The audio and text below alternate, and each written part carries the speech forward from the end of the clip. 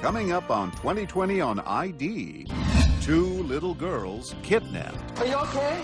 And using their wits to outwit their predators. I just had to get his trust. She became a real person to him. How they escaped. And I figured that would go to the lock. I saw the house and I said, that's the house. And how they survived the years to come. They're unusual kids. Plus, Yale co-eds on a bike trip to discover America.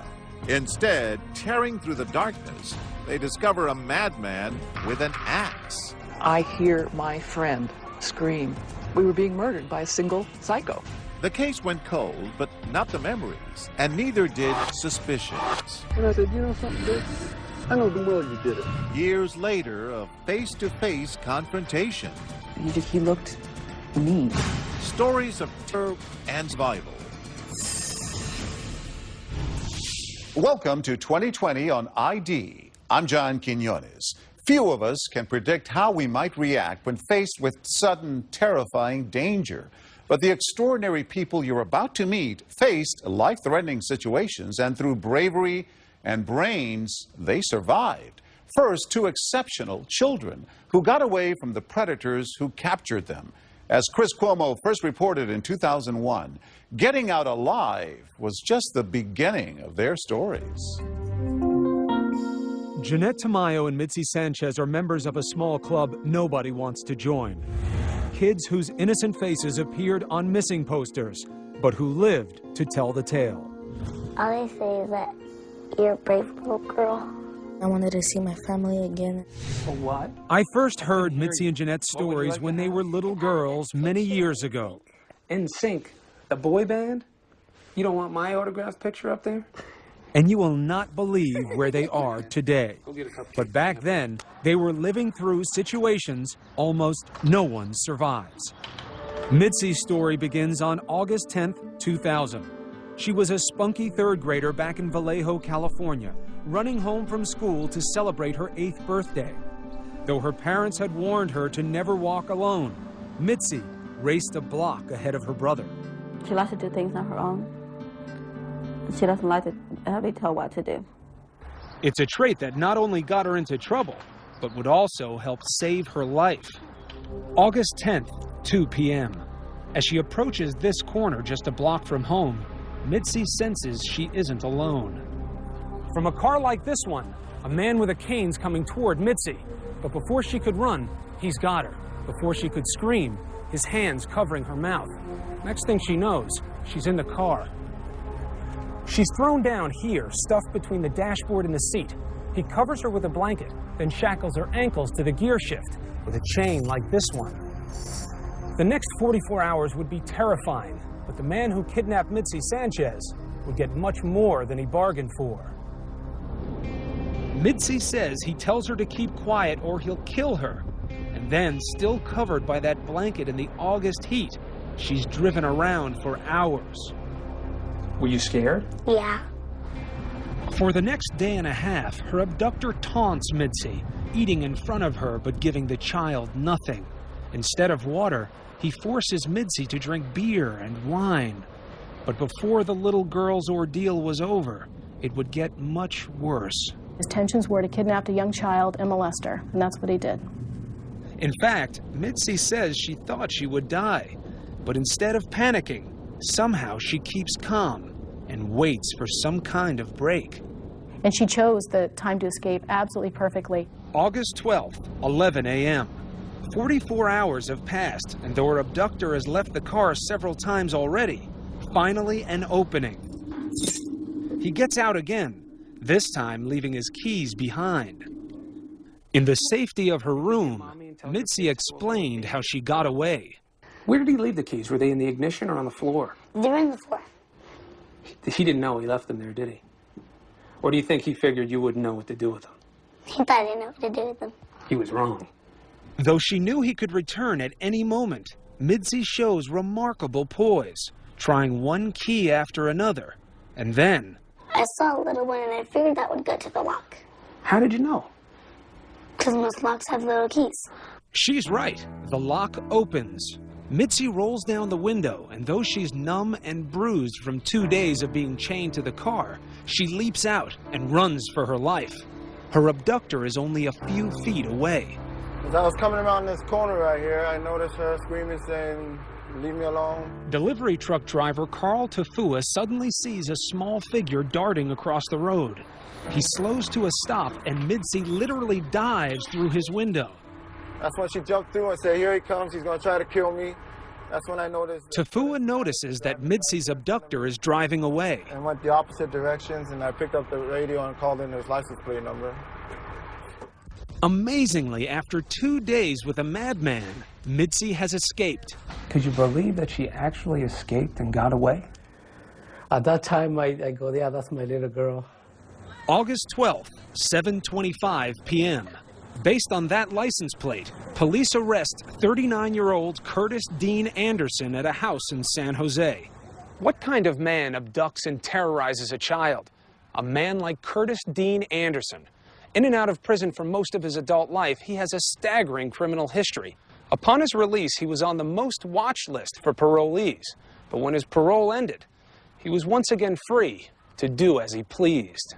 And in this jailhouse interview, Anderson boasted that his victims secretly enjoy his depraved advances. If I did it 100 times, and I've only been to police attention once, then doesn't that say that, there's something that maybe the other people involved don't think of these as crimes like you in society do? Anderson goes to trial for Mitzi's abduction, charged with kidnapping and 10 counts of sexual assault. As a detective details the graphic abuse, Anderson has the gall to laugh. Suddenly, deputies rush into the courtroom to restrain Mitzi's father. I got in trouble for that. I tried to get him, and it was so crazy. But when Mitzi takes the stand, she looks Anderson straight in the eye and gives unflinching testimony of all 44 hours.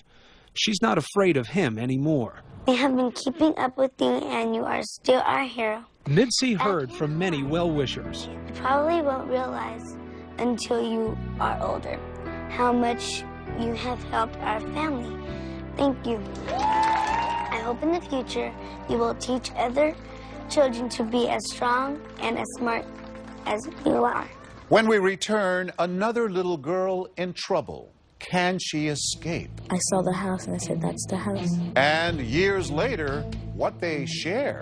I've moved on. I've not let what he did to me ruin my life. Stay with us.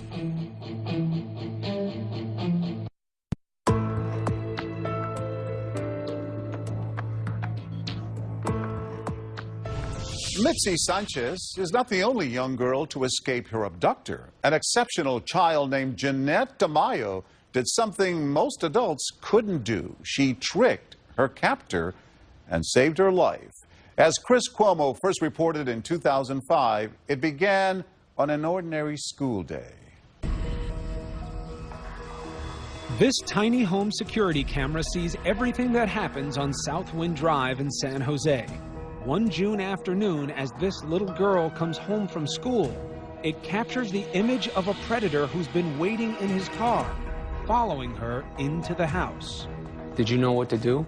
I wasn't thinking, I was just scared. This soft-spoken sweetheart is his prey, Jeanette Tamayo. Before that day, Jeanette was a precocious little girl who loved riding her bike, wearing pink, and sharing her bed with a jungle of furry friends.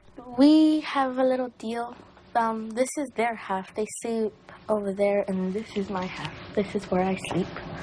What was about to happen would haunt her for many sleepless nights to come. Jeanette is alone inside with the intruder, the security camera still rolling, when her mother and brother come home. But they are no match for this monster. He severely beats them both and races off with Jeanette. A 9-year-old girl is handcuffed in a box in the back seat of that car. She has no idea who her captor is, why he has kidnapped her, or where they're going. Police searched. Parents prayed. Experts say most abducted children who are murdered die within the first few hours. Stories we've all heard before. A imagine Jeanette's fear as the man pulls up to this house and drags her inside. She is held prisoner, handcuffed, trapped in a second-story bedroom. The day of my darkness. I'm lonely in disguise, with fear in the darkness. Today, she expresses the emotions in poetry. Some of the details are still too painful to talk about. The man threatened to kill her and raped her repeatedly for 2 days. But Jeanette was no ordinary victim. Somehow she managed to keep her wits about her, and from the beginning was planning her escape. You knew that you weren't going to take him physically. Yeah, What were you thinking, though? that I just had to get his trust. You could outsmart him, right? Yeah. Do you remember the video we watched the other night? Dr. Steve Cece is a child development expert at Cornell University. Some kids, in the face of rape, abduction, torture, can be cool-headed, level-minded, and calmer than many adults. They're unusual kids. Authorities say Jeanette's remarkable cool probably saved her life. Killers often dehumanize their victims. Every step of the way, she was not just quiet, not scared to death to the point where she wasn't talking and not interacting. She kept interacting to the point where she became a real person to him. Was that hard, to talk to someone that you really didn't like? Yeah, it was, because I really just wanted to punch him, hit him, and What kind of things were you saying to him? we just started talking like normal people would, and then he started trusting me, and then he just took off the handcuffs, and then he let me walk around the house, and that's when I started getting clues. You want to be a detective. Yeah. What were you doing that whole time? I was getting evidence. As she later explained to the police, while her first goal was to stay alive, she was also intent on coming up with evidence to use against him. How does a little girl think of such a thing? In this case, from TV, Jeanette says she watched detective shows like Cops and CSI. Suddenly, she was in a real-life crime show. There were like little animals, and I asked him, "What's that?" He picked it up and showed me, so then I took it and put it in my pocket. Wait, did you ask him to pick up the animal because you knew it was made of clay? Yeah. And because you knew that when he touched it, his fingerprints would be on it? Yeah. Give me a potato. Give me a quick potato. All right, now let's... Watching TV and doing it in real life are very different things. But Jeanette, though afraid, had a drive to get back at her captor, so she just kept trying to earn his trust, telling him about her plans for the future, her love for her family. By the time she complained how hungry she was, she had won him over. He let Jeanette call for pizza, which was really just a chance for her to gather more evidence. This time, his phone number. His phone number was 460-5771. And that his fake name was Jose. Now he was even letting Jeanette watch TV with him, and something she saw gave her an idea. What comes on the television? I heard that they were testing for asthma, and I decided to say that I had asthma. So then I would tell them I need my asthma medicine. And did that work? Yeah, because then I told them I was going to die. Maybe it was the asthma story. Maybe it was 2 days of police helicopters hovering overhead. Whatever it was, the man decided to let Jeanette go. And she was soon wandering into this market after he dropped her off on a street corner. Are you okay? Not long after, police pick Jeanette up and take her for medical care and a family reunion. When people are put in bad situations, sometimes they don't know what to do. You did something very different. I feel proud just to sit over here and talk to you. I don't know what to say. Uncommon courage. Uncommon courage. And Jeanette wasn't done. Remember the start of the ordeal, the awful ride in the back seat of the car? Even in that initial terror, Jeanette had kept track of every turn the man took. Now, she wanted to use her clues to catch her captor. Sitting in the backseat of the police car, within an hour of having just been released, she's able to direct the police to exactly where she was held captive by telling them, take a right here, take a left here, take a right here, it's on this street. And the last street, which was Flintwell Street, they found, I saw the house and I said, that's the house. She'd been raped, she'd been tied up, and to survive that and to recall where the turns were, how far they were, it's just an amazing act. The suspect, David Montiel Cruz, was preparing to flee when the police arrived, but he would not escape his fate thanks to Jeanette's bravery, detective work, and eventually her testimony in court. Her testimony was extremely moving. You could see when she testified, jurors were openly crying. It is still unclear just what motivated Cruz. He had no prior sex convictions, but the judge called it one of the most horrific crimes he had ever seen and sentenced Cruz to more than 100 years in prison. Remembering the struggle, even with the happy ending, is at once empowering and frightening to this very special hero. When I'm sad, when I'm upset, or when I think about the past, I kind of write in here. The trauma remains, and the memories often cloud her daily life.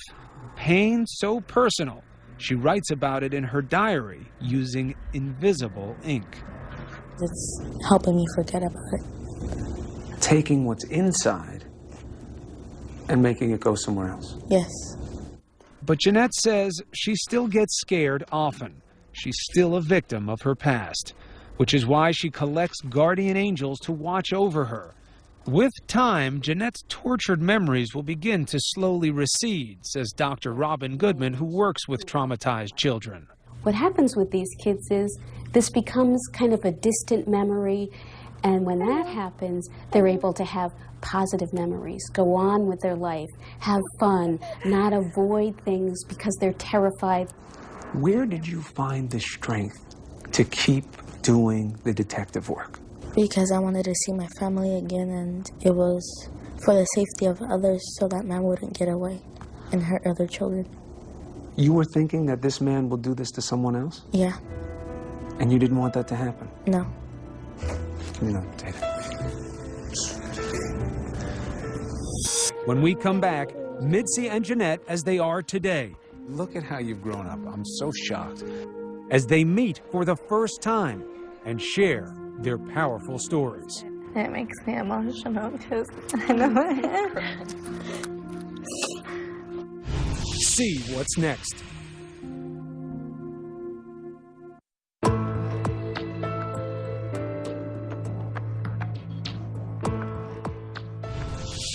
Mitzi Sanchez and Jeanette Tamayo were extraordinary children. They were able to escape the men who kidnapped and assaulted them. But what was harder was going back to ordinary life.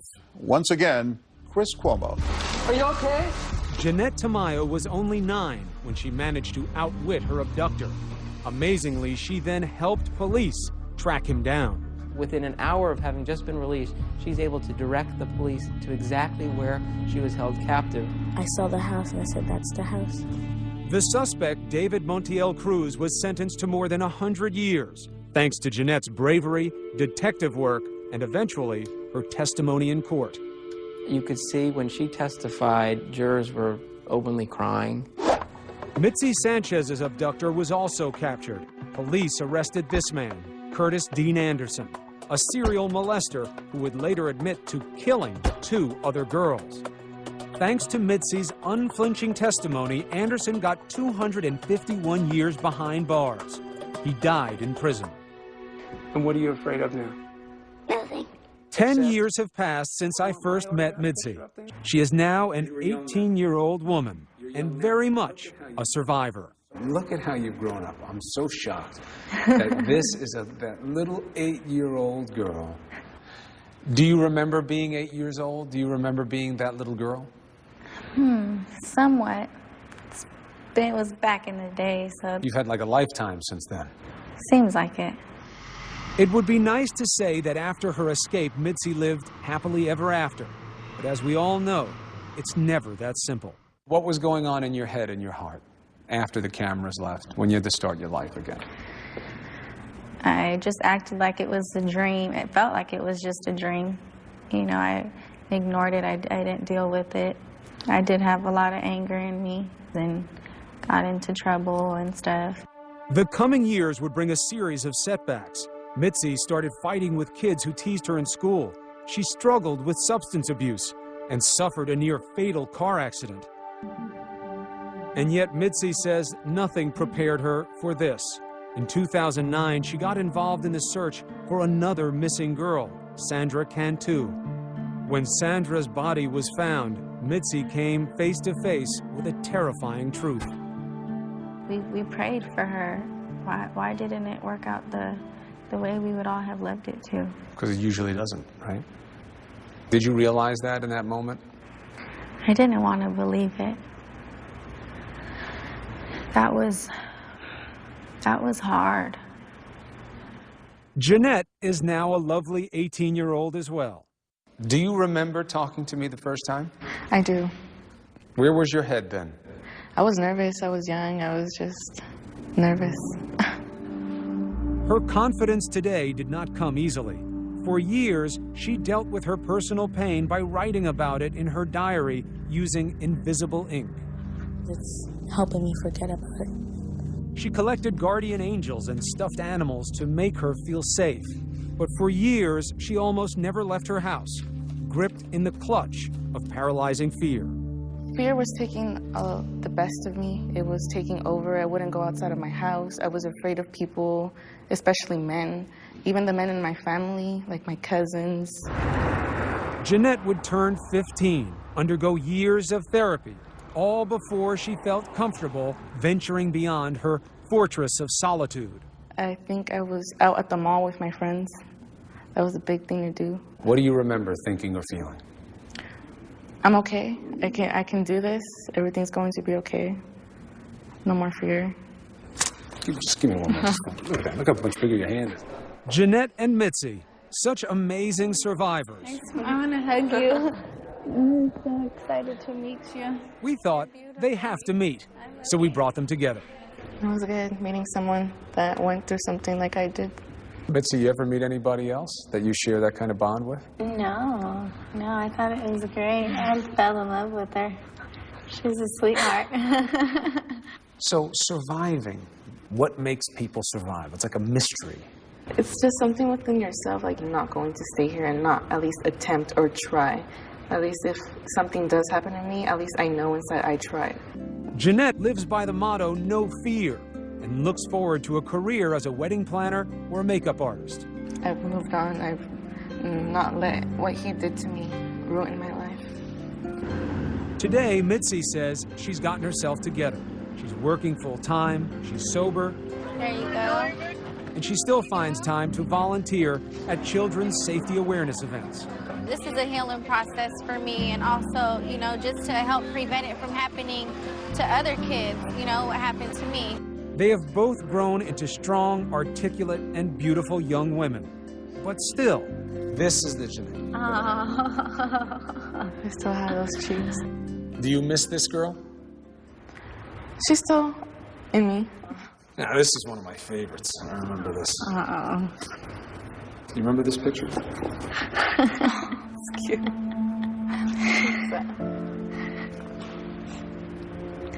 Oh, I gotta breathe. That's my dad. And that's me. When I came home, we were outside of my house, and my dad was carrying me up to our stairs, our front door. But that makes me emotional because I know it's okay.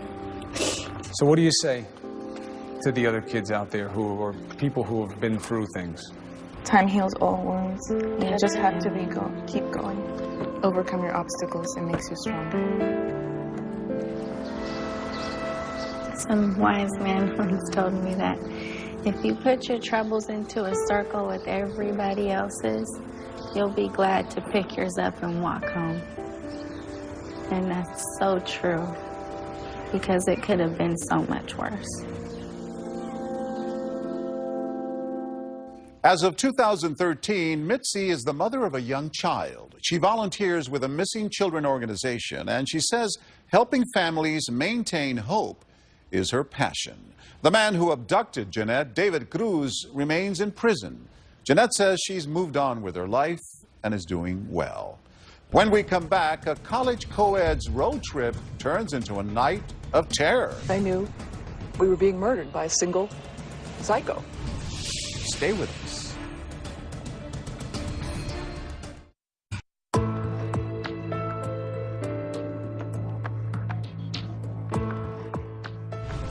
In 1977, Terry Jentz was a college student with a sense of adventure. What better way to spend the summer than on a bicycle tour of America with a friend? But that trip turned out to be a journey into horror when they were brutally attacked. Terry survived that night, but as Jay Shadler first reported in 2006, in order to finally move forward, she had to confront the past. When Terry Jentz was a little girl, she had a Viewmaster.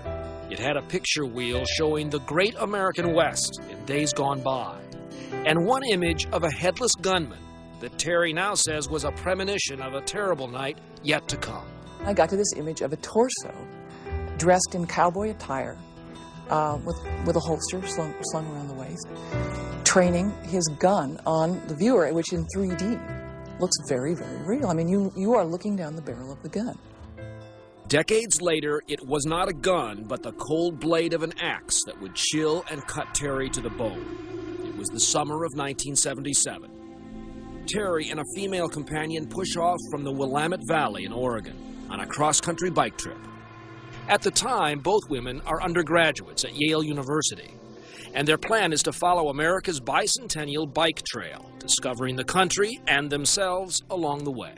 Well, I was a brash 19 going on 20-year-old. Thought I could do anything and felt immortal. Did not have a lot of common sense. I didn't have a sense of real dangers. I really had no clue what America was about. But what I do remember is what you hear from the rock songs of those times, you know, like the Eagles or Fleetwood Mac, Go Your Own Way. You know, it's just a sense that anything was possible, and you'd go out and make it happen. On June 22nd, 1977, after a long day of biking into the high desert, the two women rolled into Klein Falls State Park near Redmond, Oregon. They'll pitch their tent here, even though she says something unnerves them. They feel they are being watched. So you had a definite premonition. sense of pain? Absolutely. It was an animal instinct of danger. And we both had it. We felt like we were being watched. It was just an odd feeling. We both said it separately to one another. But you stayed anyway. We stayed anyway because, of course, what could be happening? Just being paranoid. With nightfall, the park grows still, and for a few perfect moments, there are only the stars and sleep. And about a half an hour later, I would say I wasn't asleep a very long time.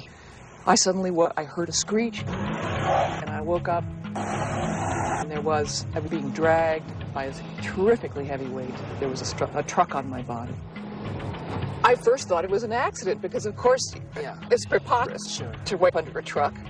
What I then hear seems like a single individual getting out of a vehicle which has a high carriage. At that moment, I have a picture in my mind, pickup, and stepping down. And at that moment, I hear my friend scream sharply, "Leave us alone." And then I hear a blow. And then I hear 6 more, just like that, and nothing, silencer. At that point, I knew we were being murdered by a single psycho. The stranger with his axe now turns back toward the truck and Terry. I catch a glimpse of a piece of wood. I feel a hunk of cold metal, and I then start losing consciousness.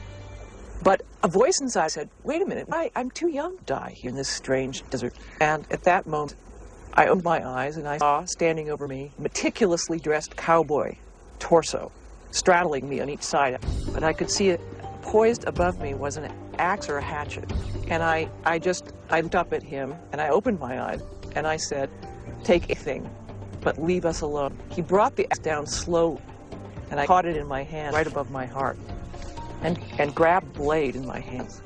And then he withdrew it, stepped over me, walked away, got back in the vehicle and squealed away.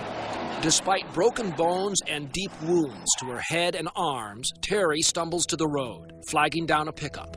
I see how the corner of the truck, the window, somebody frantically waving a flashlight. You know, and it wasn't a wave where it was like, how you doing? It was a wave like, I need help. Suddenly out of the trees came the lady covered in blood and screaming, and she was in the headlights, and then that's when I realized something was very wrong. And I definitely knew that she'd been attacked by something or someone. Bill Penhollow and Boo Isaac were just teenagers that night.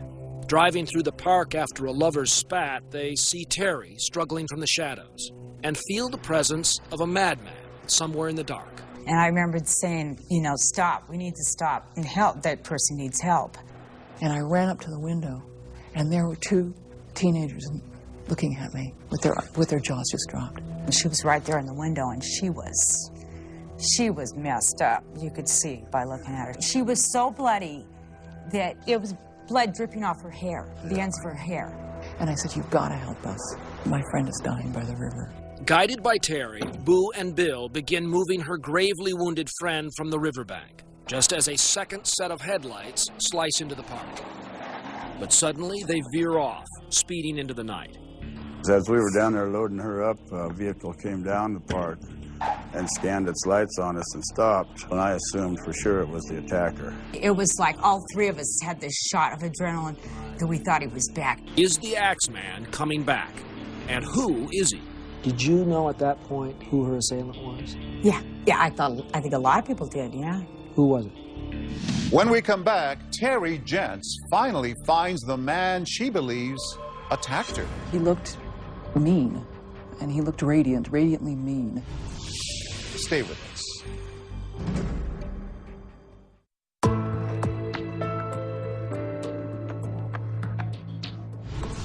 Terry Gents and her friend have been brutally attacked by a man wielding an axe. Terry has managed to get to the road where two teenagers driving by have stopped to help her.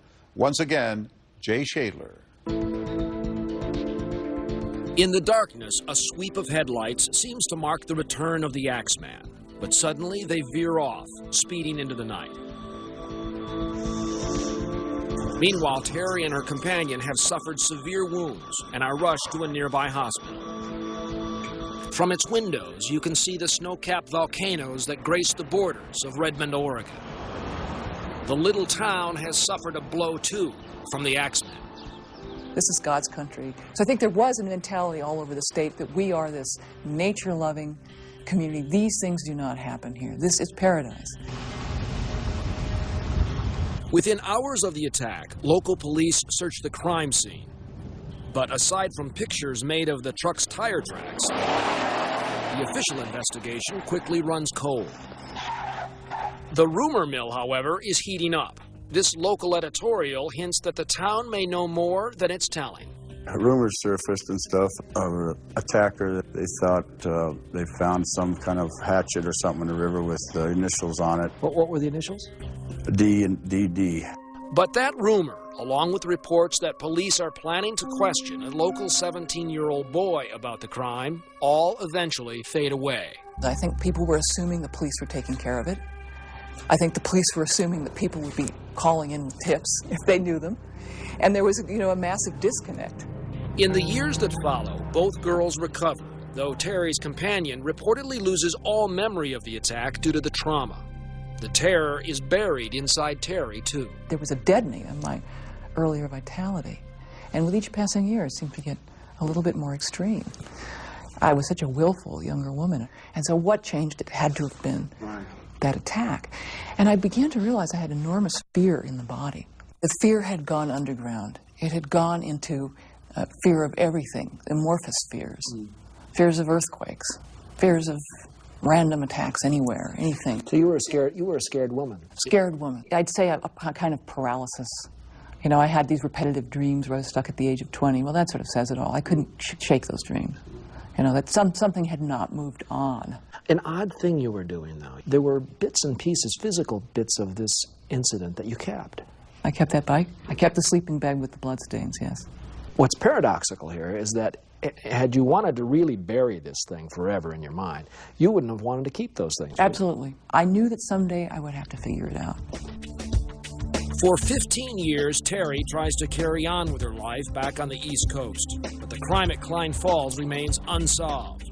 Then, in 1992, Terry decides to pick up the trail herself, returning to Oregon with a video camera and a notepad. I'd like to inquire as to whether... Painstakingly, she begins combing police files and interviewing anyone who will talk. To be honest with you, I mean, as someone who was nearly murdered, I just don't feel like this was ever handled properly. Ironically, the pursuit of her attacker may be in vain. Terry discovers that the statute of limitations for the crime ran out in 1980. Legally speaking, the Axeman is untouchable. I was angry. This notion that because a statute is passed, then what, nobody did it? Well, I have the scars. Somebody did it. But who? Less than 24 hours after Terry and her companion were legend out here at Klein Falls, Axeman may have struck him, not with a hatchet, but with his bare hands. And this time, the victim says she not only knows who did it, she went to the prom with him. He could turn from this really nice, yes, ma'am, thank you, ma'am, to Satan in his eyes. I mean, it was just like two different people, night and day. Jeannie Fish Fraley's boyfriend in high school, her date at the prom, is a man we'll call Dick Duran. He would hit me quite often. Physically abusive? Physically. And verbally? And mentally. Jeannie says Dick Duran's violence erupts on the day after the Klein Falls attacks, when she says he shows up drunk and angry at a nearby park. He hit me several times and got me on the ground, and he kicked me. And then I heard him behind me. I hear, "I'm gonna kill you, bitch." Jeannie escapes, but later that day, she says she notices that a toolbox in Duran's pickup, where he always stores a hatchet, is missing. It was there the night before, and she says the tires on his pickup have been changed. Jeannie begins to wonder if her boyfriend and the Klein Falls attacker are one and the same. I thought about it, and I thought, well, this is really weird of what happened last night with the Klein Falls incident, and then what happened to me today. And so I went down to the scene at Klein Falls, and I recognized his tire tracks. In your head at that point, were you thinking this is the guy who'd made the attack on the girls? Yeah, without a shadow of a doubt, I knew that. Jeannie says she immediately goes to the police, telling them how she was attacked by Dick Duran. My parents, they tried to file charges against him with all of this, and they were told that since we were both minors, just to forget it, is what the judge told my dad. Curiously, Dick Duran was already well known to the local cops as a sometimes violent young cowboy who cared more about his clothes than his girlfriends. Over 30 years, he would compile a long police record with convictions for carrying a dangerous weapon, violating a restraining order, and driving under the influence. But despite his record and reputation in town, the police apparently never draw a connection between Dick Duran and Klein Falls. Former state trooper Marlon Hine picked up the investigation in the 1990s. Do you think that the local law and enforcement dropped the ball, say? I wouldn't say so much drop the ball. I think there's a supervisor here and there that didn't know the initial real investigators to go out and do their job. Did you know at that point who her assailant was? Yeah, I think a lot of people did, yeah. In fact, while he says the physical evidence is lacking, Marlon Hine believes Duran was the 17-year-old boy that those old newspaper clippings mentioned as being of interest to the police back in 1977. But there's no record of Duran ever being questioned. It happened in such a beautiful place. Isn't that something? Yeah. Over the years, Pat Day hired Dick Duran for various jobs and has known him personally since the first rumors began spread about the attacks in Klein Falls. Daly says despite his denials, Dick Duran had a strange preoccupation with the crime. He said, "You think I did that, don't you?" I said, "You know something? I damn well you did it. You're the guy that's bringing it up." In 1995, Pat Daly arranges for Dick Duran to meet him at a local restaurant. The meeting is a ruse. Its real purpose is to let Terry Gents finally see Dick Duran in the flesh. Remember, on the night of the attack, the face of her assailant was hidden in the shadows. Tell me what it was like when you first saw him. He looked mean, and he looked radiantly mean. Terry says Duran's presence that day matches her memory of the style cowboy who attacked her, but she refuses to confront him. You've been a meticulous investigator. And yet, when you have the chance to put put it right to him. You don't ask the question to him, face to face. Why? I don't want to give him the power to rationalize, deny, justify, say he's sorry for something I don't think he is sorry for. It gives him power. If he were sitting here and you really had the chance to say, Dick, this is what I want to know, wouldn't you want to know why from him? But there's no why for an evil act. You know, it goes beyond rational thinking. It goes beyond what we can figure out. This is coming from another place. I don't think we can explain it so simply.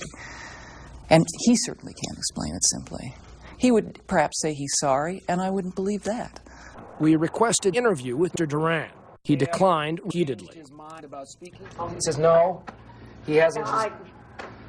He's not changed his mind? No.